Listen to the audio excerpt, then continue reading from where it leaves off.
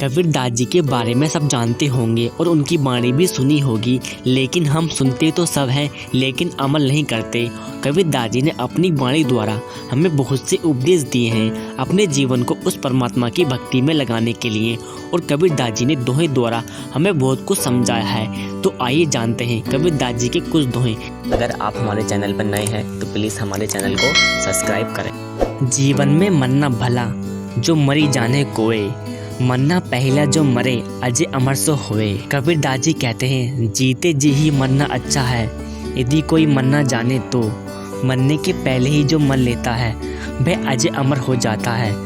शरीर रहते रहते जिसके समस्त अहंकार समाप्त हो गए वे वासना विजयी जीवन मुक्त होते हैं। जब लग आस शरीर की मृतक हुआ ना जाए, काया माया मन तजे चोणे रहा बजाए। कबीर दास जी कहते हैं जब तक शरीर की आशा और आसक्ति है तब तक कोई मन को मिटा नहीं सकता, इसलिए शरीर का मोह और मन की वासनाओं को मिटाकर सत्संग रूपी मैदान में विराजना चाहिए।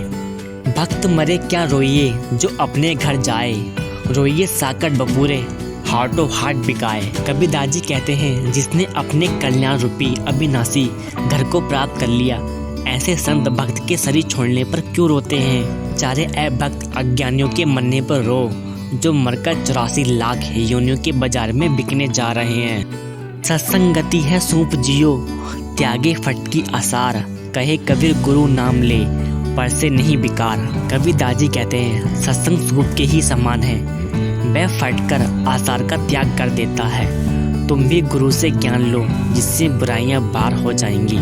अजू तेरा सब मिटे जो जग माने हार, घर में जजरा होत है सो घट डारो जार। कबीर दास जी कहते हैं आज भी तेरा संकट मिट सकता है यदि संसार से हार मानकर निर्भिमानी हो जा। तुम्हारे अंधकार रूपी घर में काम क्रोध आदि का झगड़ा हो रहा है, उसे ज्ञान की अग्नि से जला डालो और काम क्रोध से मुक्त हो जाओ।